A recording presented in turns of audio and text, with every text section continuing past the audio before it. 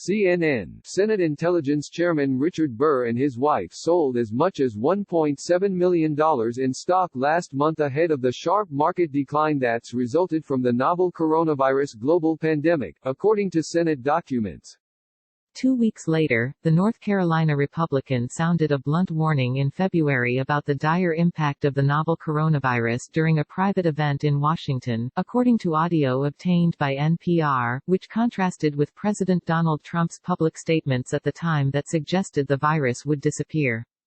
Burr's committee has received periodic briefings on coronavirus as the outbreak has spread, but the committee did not receive briefings on the virus the week of Burr's stock sales, according to a source familiar with the matter.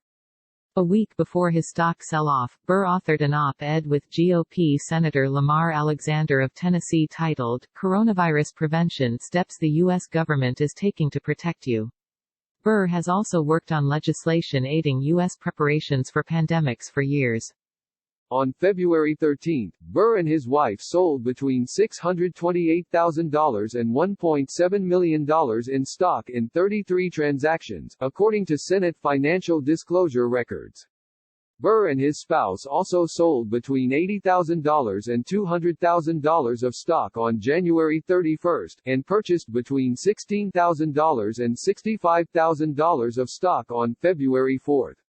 The majority of the sales were from Burr's wife, the records show, between $520,000 and $1.2 million. The stock sale was first reported by ProPublica. Senator Burr filed a financial disclosure form for personal transactions made several weeks before the U.S. and financial markets showed signs of volatility due to the growing coronavirus outbreak, a Burr spokesperson said in a statement.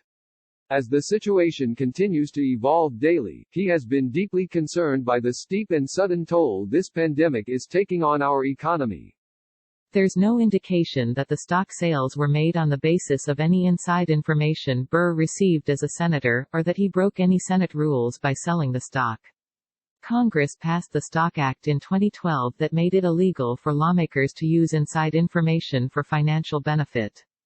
Burr was one of 3 senators to vote against the bill. On February 13, as the coronavirus was spreading, it had yet to hit the U.S. in a manner that sent the markets into a tailspin and sparked warnings of a recession.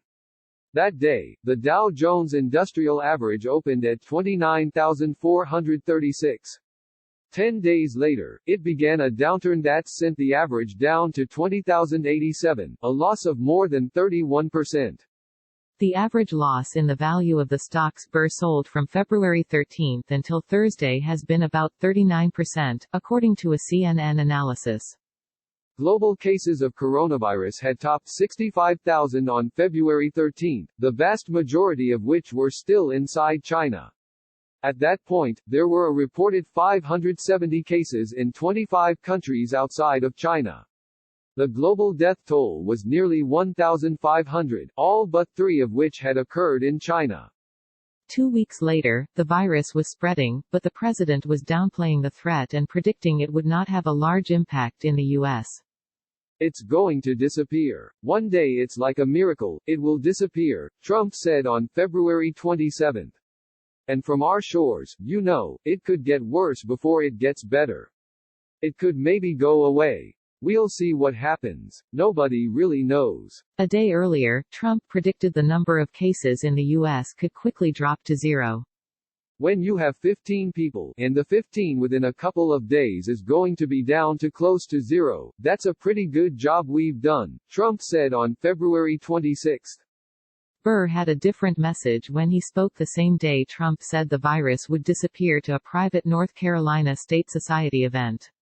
In the speech at the Capitol Hill Club in Washington, a private GOP social club, Burr warned attendees they might have to alter their travel, schools could close and the military would get involved in the response inside the U.S., according to audio of his remarks obtained by NPR.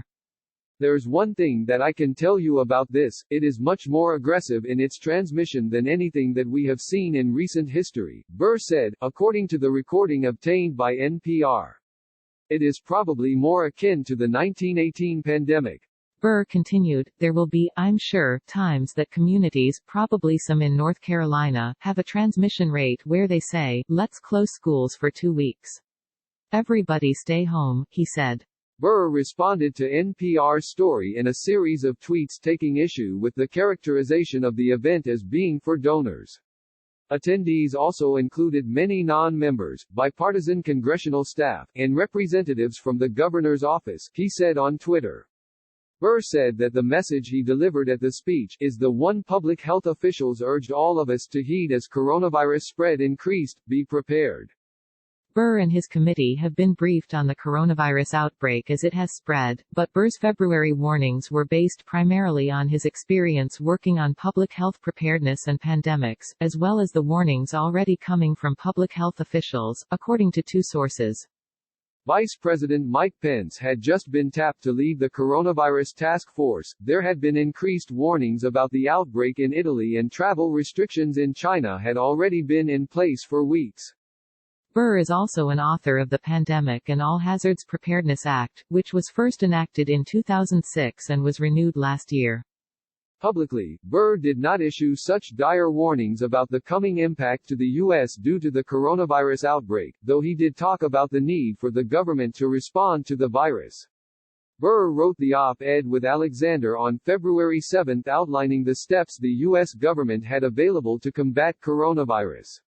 At a March 3 Senate hearing, Burr questioned Centers for Disease Control and Prevention officials on the issues with producing tests for coronavirus.